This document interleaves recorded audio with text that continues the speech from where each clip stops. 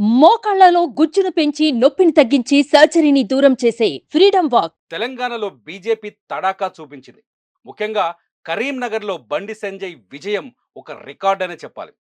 బండి సంజయ్ ఊహించని విధంగా తెలంగాణకి ఒక ఐకాన్‌గా మారిపోయారు. ఎందుకు ఉన్నట్టుండి బండి సంజయ్‌కి ఇంత క్రేజ్ పెరిగింది. ఇప్పుడు కేంద్ర కేబినెట్‌లో కూడా బండి సంజయ్ మొదటి వరుసలో ఉన్నారు. ఆయన్ని ఫస్ట్ కేబినెట్ లిస్ట్‌లో చూపించే అవకాశం కనిపిస్తోంది. మోదీ కూడా ఇవాళ బండి సంజయ్ వైపు చూస్తున్నారు. ఆయన నాయకత్వాన్ని కానీ, ఆయన పనిచేసిన తీరు గాని, పార్టీకి ఆయన అందించిన కంట్రిబ్యూషన్ గాని మోదీ చాలా స్పష్టంగా గమనిస్తున్నారు. ఊహించని విధంగా ఇంత క్రేజ్ ఎలా పెరిగింది? ముఖ్యంగా కరీంనగర్ ఎన్నికల్లో కీలక పాత్ర పోషించిన బీజేపీ అధికార ప్రతినిధి, తెలంగాణ ఉద్యమకారుడు విఠల్ గారు మనతో స్టూడియోలో ఉన్నారు. బండి సంజయ్‌తో పాటు అసలు బీజేపీ గురించి ఆయనతో మాట్లాడి చాలా విషయాలు తెలుసుకుందాం. విఠల్ గారు నమస్కారం. నమస్తే. నమస్తే నేను కిరణ్. ఫస్ట్ బండి సంజయ్ సబ్జెక్ట్‌లోకెళ్ళే ముందు ఎందుకు బీజేపీ ఒక్కసారిగా ఇలా తెలంగాణలో చుట్టుకుపోయింది? ఈ స్థాయిలో ఎలా పెరిగిందనుకుంటారు? ప్రజల యొక్క మద్దతు, ప్రజాభిమానము, కాశ్మీర్ నుంచి కన్యాకుమారి వరకు ఉన్నటువంటి మోడీ గారి యొక్క చరిస్మా, మోడీ యొక్క ఆదరణ చాలా మార్పు వస్తుందన్న ఇవాళ. ఒకప్పుడు రాజకీయాలు కాదు. మీరు కూడా రాజకీయాలను ఒక జర్నలిస్ట్‌గా చాలా దగ్గరగా చూశారు. ఒకప్పటి రాజకీయాలు ఏందంటే వామపక్ష రాజకీయాలు కావచ్చు, రకరకాల సామ్యవాద రాజకీయాలు కావచ్చు, అనేక ఆ సిద్ధాంతాలన్నీ ప్రజల వైపు ఉండేది. గత 10 సంవత్సరాల నుంచి ముఖ్యంగా దేశవ్యాప్తంగా ముఖ్యంగా యంగ్ జనరేషన్‌లో జాతీయ భావం పెరుగుతుంది. దేశభక్తి పెరుగుతుంది. ఇది చాలా ఇంపార్టెంట్. ఏ దేశమైనా అభివృద్ధి చెందాలంటే ఆ దేశ ప్రజలు ఇది నా దేశము. నా ప్రేమ దేశం పెరగాలి. ప్రేమ పెరగాలి. నా దేశం కోసం ఇప్పుడు జపాన్ ఎట్లా డెవలప్ అయిందన్న?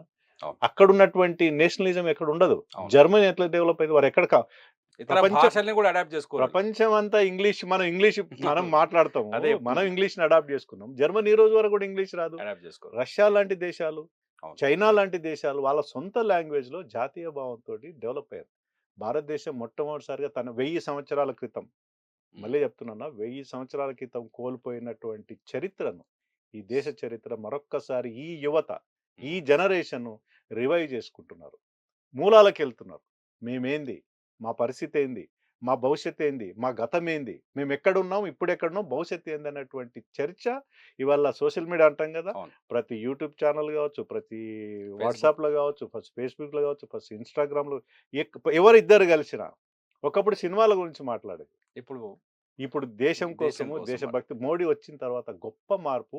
అది తెలంగాణలో గూడా దాని యొక్క ప్రభావం చాలా సీరియస్‌గా ఉంది. తెలంగాణలో గ్రామీణ ప్రాంతాల్లో దేశభక్తి చాలా గొప్పగా ఉంటదన్న తెలంగాణ. ఎందుకంటే బయట కనిపియదు. వామపక్ష సిద్ధాంతాలు ఇక్కడ ఉన్నప్పటికి గూడా ఇవాళ తెలంగాణలో ఎంత నక్సలిజం పుట్టినప్పటికి గూడా ఎక్కడో వెస్ట్ వెస్ట్ బెంగాల్‌లో బెంగాల్. నక్సల్ బరిలో పుట్టి తెలంగాణకు పాకినప్పుడు గూడా గ్రామాలలో శివభక్తులు ఉంటారు. హ్మ్. ఇప్పటికి. హ్మ్. గ్రామాలలో హనుమాన్ భక్తులుంటారు. హ్మ్. ప్రతి శ్రీరాములు గుడి లేకుండా ఉండదు. విప్లవ హనుమంతుడి గుడి భావజాలం లేకుంటది. ఉన్నప్పటికీ కూడా విప్లవ హిందుత్వం, ఎగ్జాక్ట్‌లీ. సంస్కృతి, మా సంప్రదాయం స్ వాటి మీద మా సంస్కృతి, మా సాంప్రదాయం, మా సనాతన ధర్మం, మా దేశం, మా సంస్కృతి, మా ధర్మం అనేది గ్రామీణ వాతావరణంలో చాలా గొప్పగా ఉంటది. అది వాళ్ళు తెలుసుకున్నారు గాబట్టి వాళ్ళ బీజేపీకి అంత గొప్ప ఆదరణ లభిస్తా యెస్. ఉంది. ఆదరణ లభించడం వెనుక బీజేపీ మనం అసెంబ్లీ ఎన్నికలు చూసినాం. 2023 అసెంబ్లీ ఎన్నికలతో పోలిస్తే పార్లమెంటు ఎన్నికలకొచ్చేసరికి 17 సీట్లలో 8 చోట్ల ఘన విజయం, అద్భుతమైన మెజారిటీలు. సంజయ్ రికార్డ్ చూసాం మనము. అవును. ఈటల రాజేందర్ రికార్డ్ చూసాము. ధర్మపురి అరవింద్ చూస్తూ వస్తున్నాము. ఎలా పార్టీ ఇలా గ్రామీణ స్థాయికి చేరడానికి కారణం ఎవ్వరు? ఏ పునాది దానికి ఉపయోగపడిందంటారు? అసలు మేము ఇంకా 12 గెలవాలన్నా. ఇంకా కొన్ని తక్కువ గెలిచినాం. 4 సీట్లు మాకు మైనస్ అయింది. నాయకుడు అనేవాడు ఎప్పుడు ప్రజల నుంచి వస్తాడు. ప్రజలే నాయకుని తయారు చేసుకుంటారు. నేను నా నా తండ్రో, తాతనో నాయకుడైనంత మాత్రం నేను నాయకుడిని తయారు కామంటే కాలేరు. ఇప్పుడు మనం చెప్పుకోవచ్చు చాలా సార్లు కేటీఆర్ నాయకుడు కావాలంటే అమెరికాకెళ్ళొచ్చి రాంగానే నాయకుడు అయిపోయాడు. ఫాదరు ఆయన ఉద్యమ లెగసీ నాయకుడు ఉంది. కావచ్చు, లెగసీ ఉంది కాబట్టి అట్లాంటి నాయకులు ఎప్పుడు ఎక్కువ కాలం నిలబడరు. నిలబడు.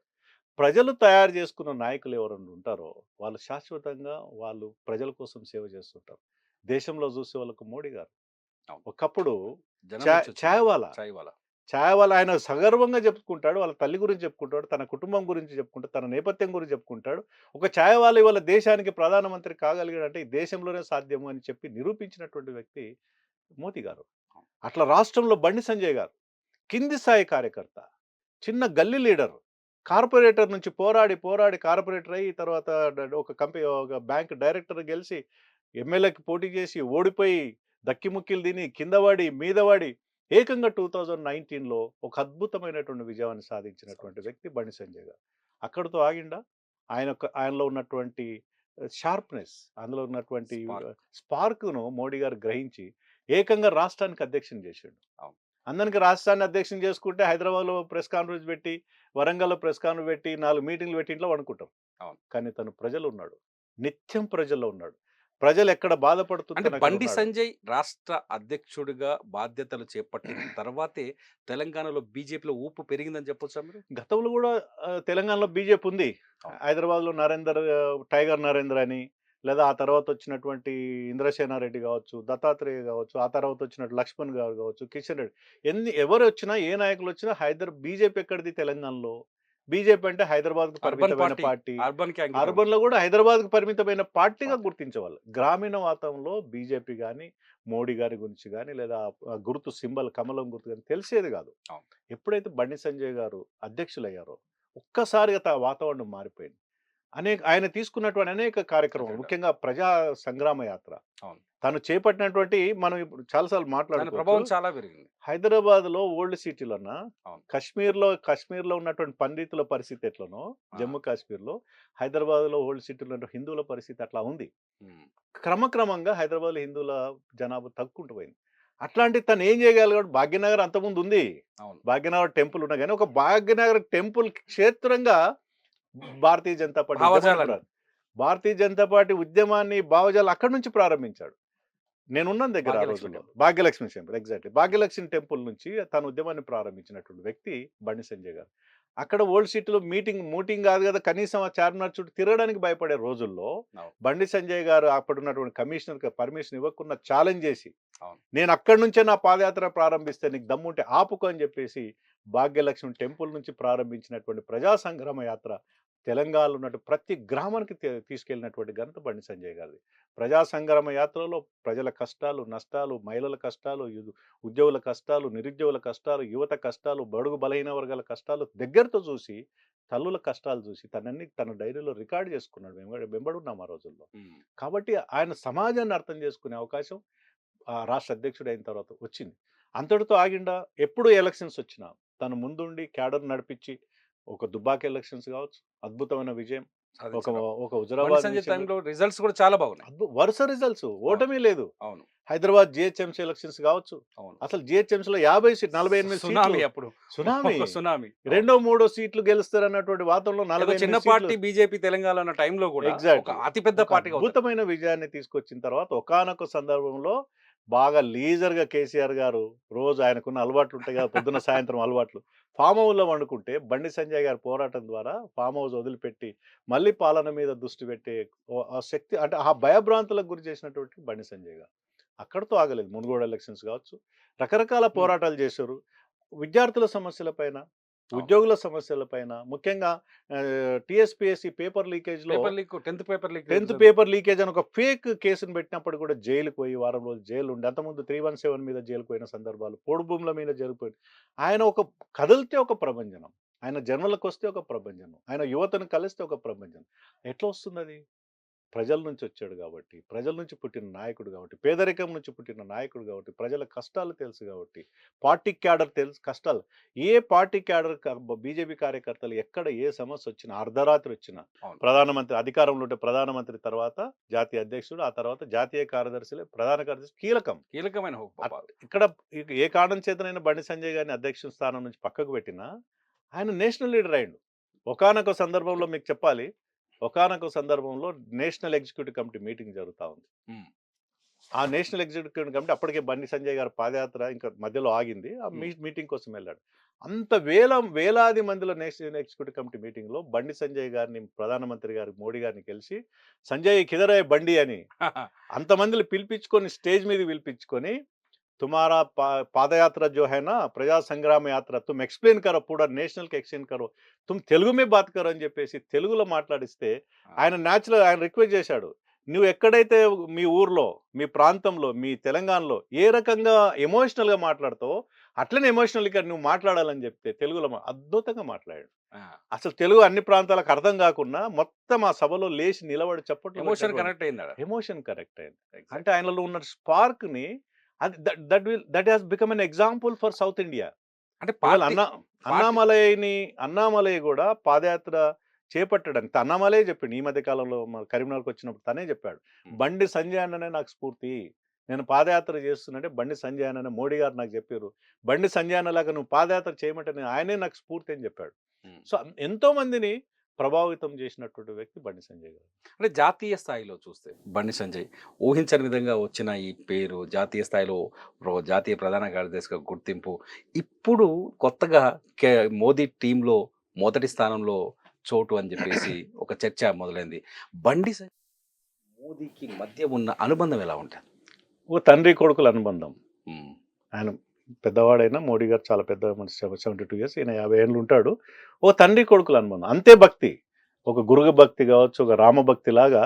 ఇప్పుడు ఆ శ్రీరాముని దగ్గర ఆంజనేయుడు ఎట్లా ఉంటాడో, మోదీ గారి దగ్గర బండి సంజయ్ అంత వినయంగా ఉంటాడు, ఉమ్, అంత మర్యాదగా ఉంటాడు, అంత గొప్పగా ప్రవర్తిస్తాడు. కాబట్టి బండి సంజయ్ అంటే చూస్తే ఆయన టాలెంట్ చూసి ఎవరు ఇష్టపడని వాళ్ళు ఉండరు దేశంలో. ఉమ్, అందుకే మోడీ గారికి కూడా డెఫినెట్గా ఇట్లాంటి వ్యక్తుల్ని దేశంలో పికప్ చేయాలని. సౌత్ ఇండియా నుంచి పర్టికులర్ అన్నామలైన్ కావచ్చు, బండి సంజయ్ లాంటి కావచ్చు, జాతీయ స్థాయిలో ఎవరికి టాలెంట్ ఉంటే వాళ్ళని పికప్ చేసే శక్తి సామర్థ్యాలు ఉన్న వ్యక్తి మోదీ గారు. డెఫినెట్గా అవకాశం, బహుశా మొన్ననే ఎలక్షన్ జరిగినాయి, మళ్ళీ ఇప్పుడు రేపు ఆల్రెడీ 9వ తేదీన ప్రమాణ ప్రమాణ స్వీకారం చేయబోతున్నారు. ఉంటుంది. కాబట్టి టాలెంట్ తన అంటే ప్రజానాయకుడు కాబట్టి బండి సంజయ్ గారు లాంటి నాయకుడికి మోదీ కేబినెట్ లో స్థానం కన్ఫర్మ్ అనుకోవచ్చా మనం?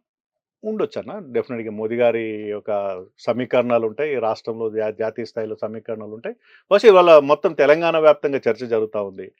బండి సంజయ్ గారి అభిమానులే కాదు, తొలి స్థానం. మిగతా ప్రజలు కూడా చాలా, ఒక పార్టీ అభిమానులు కాదు, అన్ని రాజకీయ పార్టీలకి అభిమానులు ఉన్నారు బండి సంజయ్ గారు. అవును. పార్టీలకు కాంగ్రెస్ అతీతంగా. పార్టీలకు అతీత కాంగ్రెస్ పార్టీలు ఉన్నారు, టీఆర్ఎస్ పార్టీలు ఉన్నారు, ప్రజలు ఉన్నారు, ముఖ్యంగా మహిళలు ఉన్నారు. అట్లా ప్రజలు కోరుకున్నటువంటి ఒక అవకాశం మోడీ గారు ఇస్తే అది ప్రజలు అర్చిస్తారు. మీరు Definitely. కరీంనగర్ లో మీరు బండి సంజయ్ ఎలక్షన్ ప్రచారంలో కీలకంగా పనిచేశారు. అక్కడ మీటింగ్స్ కానీ వ్యవహారాలన్నిటిని చక్కబెట్టారు. పబ్లిక్ లోకి బండి సంజయ్ వెళ్ళినప్పుడు ఆయనకున్న రెస్పాన్స్ ఎలా కనిపించింది? అంటే మీరు అన్నారు కదా ఇప్పుడే అన్ని పార్టీల నుంచి అవును. ఇతర పార్టీల నాయకులు కూడా వచ్చి ఎంతో మాట్లాడేవారు అంటారు, ఎంతవరకు నిజం? బండి సంజయ్ గారిని పక్కకు పెట్టినప్పుడన్నా తెలంగాణ వ్యాప్తంగా ఒకటే చర్చ. ఉమ్, కారణం ఏదైనా కావచ్చు, పార్టీ నిర్ణయం శివరాజస్థం అది పక్కకు పెట్టండి. అరే మీ బండి సంజయ్ని ఎందుకు తీసి, పోరాట యోధుని, ఒక ఫైటర్ని ఎందుకు తీసేసారు భయ్? ఆ, కాంగ్రెస్ వాళ్ళు అన్నమాట, టీఆర్ఎస్ లో అన్నమాట. ఉమ్, అరే ఒక ఫైటర్ని పక్కకు పెడితే కాంగ్రెస్ వాళ్ళు అయితే ఓపెన్గా యాక్సెప్ట్ చేసినటువంటి మాట ఏంటంటే, బండి సంజయ్ ఒకవేళ బీజేపీ అధ్యక్షుడు ఉంటే మేము అధికారంలో రాకుంటుంది. ఉమ్, బండి సంజయ్ గారు మనం తీసేసారు కాబట్టి ఆ స్పేస్ మాకు దొరికింది. ఉమ్, ఇది వాళ్ళ యొక్క ఏఐసీసీలో చర్చ జరిగిందన్న. నేను నా కాంగ్రెస్ పార్టీ మిత్రుడే నాకు చెప్పాడు, ఉమ్. అసలు మీ బండి సంజయ్ ఏంది భయ్, మా పార్టీలో చర్చ జరుగుతుంది, మా ఏఐసీసీలో బండి సంజయ్ గురించి చర్చ ఎందుకు అని నేను అన్నా. ఆ. అంటే బండి సంజయ్ ఉంటే అసలు మనకు అధికారం అవకాశం లేదు, రేవంత్ రెడ్డి ముఖ్యమంత్రి అయ్యే అవకాశం ఉండేది కాదు. ఉమ్, బండి సంజయ్ పక్కకు బీజేపీ పార్టీ పక్కకు పెట్టింది కాబట్టి మనకు ఆ ప్లేస్ దొరికిందని మేము మాట్లాడుకున్నాం, మా ఏఐసీసీలో డిస్కషన్ అయిందని చెప్పి. అంటే ఆ స్థాయిలో ప్రతిపక్ష పార్టీలో కూడా ఒక నాయకుడి పైన చర్చ జరిగిందంటే ఆయన యొక్క శక్తి సామర్థ్యాలు, ఆ కెపాసిటీ ఏందనేది మనం అబ్జర్వ్ చేయొచ్చు. మీ ఇంతకుముందు మనం చెప్పిన మాట అన్న, నేను 2 మీటింగ్లు ఆర్గనైజ్ చేశాను మోడీ గారి మీటింగ్లో. ఓకే. మొదటిసారి కరీంనగర్లో ఉన్నటువంటి మోడీ గారి, ఆ ఎలక్షన్ బిఫోర్ వచ్చినట్టు మోదీ గారి మీటింగ్ని ఉదయం 11 గంటలకి.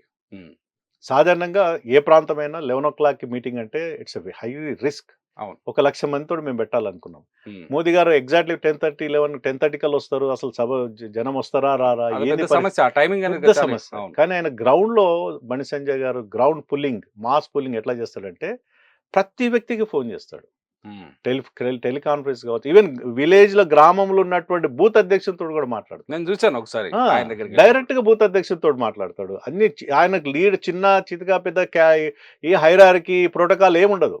అందరూ మనవాడే కుటుంబ సభ్యులు, వసుదైక కుటుంబాన్ని మా సిద్ధాంతం. ఉమ్, అందరూ కుటుంబ సభ్యులుగా భావించి, అందరు తమ్ముళ్ళు అన్నల అక్క చెల్లెలు భావించేసి ప్రతి ఒక్కరిని ఆప్యాయతగా ఉంటారు. కాబట్టి సంజయ్ గారి యొక్క శక్తి, ఆయన కెపాసిటీ, ఆయన యొక్క ఆర్గనైజేషన్ స్కిల్స్ ద్వారా మోదీ గారి సభ 11 గంటలకు 1,00,000 మందితో చేసినాం మొదటిసారి. ఉమ్, 1 lakh. ఉమ్. రెండోసారి 9 o'clock మాకు టైం ఇచ్చారు, ఆహా. ఏది వేములవాడలో, వేముల వాళ్ళు. దక్షిణ కాశీ అని మనం చెప్తాం. మళ్ళీ మోదీ గారి సభనే ఉమ్, 9 గంటలకు ఎవరు వస్తారన్న, అసలు ఏంది ఇప్పుడు ఎందుకు టైం అన్న, మధ్యాహ్నం తీసుకోవాలి నేను ఆర్గ్యుమెంట్ పెట్టుకోవాలి, లేదన్నా మనం చేసి చూపిద్దామని చెప్పేసి ఎగ్జాక్ట్లీ 9 గంటలకల్లా మొత్తం క్రౌడ్ నిండింది. ఉమ్. ఊహించగలుగుతామన్నా 9 గంటలకు ఎన్ని మొత్తం బస్సులు, వెహికల్స్, అంటే 5 గంటలకు రావాలి, 5 గంటలకు మొదలవ్వాలి. 5 గంటలకు జన సమీకరణ స్టార్ట్ అయితే 9 గంటలకల్లా వస్తారు. అవును. 9-10 మధ్యలో మొత్తం మొత్తం ఆ గ్రౌండ్ అంతా 1,00,000 మందితో నిండేది. అవును. మోడీ గారు అక్కడ ఆ సభలో చెప్పారు, మీ లైవ్ లో మీకు ఉంటదన్నా, ఉమ్, నేను గుజరాత్ ముఖ్యమంత్రిగా ఉమ్. ఇట్లాంటి సభ నేను ముఖ్యమంత్రి కూడా నేను పెట్టలేను. This is credit goes to Bandi. ఆ, బండి హాజ్ డన్ ఇట్, బండి ఖర్దియా కమాల్ అని చెప్పేసి ఆ సభలో చెప్పాడు. ఏమని పిలుస్తారన్న పదే పదే బండి మోడీ అని గారు? పిలుస్తాడు. ఆహా, ఎంత దూరం ఉన్నా ఆప్యాయంగా పిలుచుకుంటాడు, దగ్గర పిలుచుకుంటాడు. ఆ, అదే అంతకుముందు ఎన్ఈసి మీటింగ్స్ పరేడ్ గ్రౌండ్ లో పబ్లిక్ మీటింగ్ అయిందండి. అవును. ఆ క్రౌడ్ చూసి ఎక్కడో ఉన్న బండి సంజయ్ని దగ్గర తీసుకొని సభలో క్యా కమాల్ ఖర్దియా బండి అని ఇట్లా భుజం తప్పుతాడు. ఆ, అంటే సాధారణంగా మోదీ గారు ఎవరిని బహిరంగంగాని ప్రత్యక్షంగాని పరోక్షంగాని పొగడట. అంటే ఆయన యొక్క బిహేవియర్ నేచర్ కావచ్చు, మనసులో ఉంటది, ఉమ్. అంత ఓపెన్ కాడు. తెలంగాణ టైంలో బండి సంజయ్ అధ్యక్షుడు ఉన్న టైంలో చాలాసార్లు బీఆర్ఎస్లు కావచ్చు, లేకపోతే కాంగ్రెస్లు కావచ్చు, బండికి పైనుంచి అక్షంతలు పడ్డాయి, బండికి పైనుంచి అక్షింతలు పడ్డాయి అని చెప్పేసి వాళ్ళు కామెంట్ చేస్తూ ఉండేవాళ్ళు. ఇక్కడ చూస్తేనేమో మోదీ మీటింగ్ కానీ అమిత్ షా మీటింగ్ వస్తే బండి హై ప్రయారిటీలో కనిపించేవాళ్ళు. కరెక్ట్. అసలు వీళ్ళు అసలు ఆ టైంలో ఎలా జాతీయ నాయకత్వం వీళ్ళకి ఏ స్థాయిలో ఎలా సపోర్ట్ చేసింది? ఇక్కడ ప్రతిపక్ష పార్టీ ముఖ్యంగా అప్పుడు అంటే ప్రతిపక్షంగా బండి సంజయ్ గారు పోరాడుతున్నారు. అధికారంలో బీఆర్ఎస్ పార్టీ ఉంది. బీఆర్ఎస్ పార్టీకి నాకు తెలిసి బండి సంజయ్ గారు అధికారంలో అంటే రాష్ట్ర 3 సంవత్సరాలు ఉన్నాడు అనుకుంటా. ఆ 3 ఇయర్స్ కేసీఆర్ గారు నిద్రపోకుండొచ్చు ముఖ్యమంత్రిగా ఉండి. అటాక్ చేశాడు గట్టిగా. నిరంతరం కదా, అవును. ప్రతిరోజు ప్రతిరోజు కేసీఆర్ కి కేటీఆర్ కి ముఖ్యంగా వాళ్ళ ఫ్యామిలీ మెంబర్స్ కి నిద్రపోనీయలేదు. డ్రిల్ చేశాడు. ప్రజా సమస్యల మీద ఆయన వ్యక్తిగతమైనటువంటి ద్వేషం కాదు, కోపం కాదు. ఇప్పుడు నీకు పాలన ఇచ్చారు, నీకు ముఖ్యమంత్రి చేసి నీ కుటుంబ సభ్యులందరూ కూడా మంత్రులు, మీరు ఇంట్లో వండుకుంటే ఎట్లా, ప్రజా సమస్య ప్రజలను పట్టించుకోకుండా ఇంట్లో వండుకుంటే ఎట్లా అని ప్రజా సమస్యలు పోరాడినప్పుడు నాకు టీఆర్ఎస్ తోడు చాలా మంది మిత్రులు ఉంటారు. అవును. ఏంది భయ్ మావని నిద్రపోనిస్తలేడు మీ వాడు, రోజు మేము కూర్చుంటే బండి మీదే చర్చ. బండి సంజయ్ గారికి 100% వస్తుందని నేను అనుకుంటున్నాను. చూద్దామన్నా, థ్యాంక్ యూ. నేనన్నా. ఇది తెలంగాణకి మాత్రం కేంద్రం నుంచి సరి బొనాంజా దక్కే అవకాశం కనిపిస్తుంది. 2 లేదా 3 కేబినెట్లో మనకు అవకాశం ఉండే ఛాన్స్ ఉందని చెప్తున్నారు విఠల్ గారు. Thank you very much Vittal గారు. Thank you. సుమన్ టీవీలో మీ పర్సనల్ అండ్ బిజినెస్ ప్రమోషన్స్ కోసం కింది నెంబర్కి కాంటాక్ట్ చేయండి.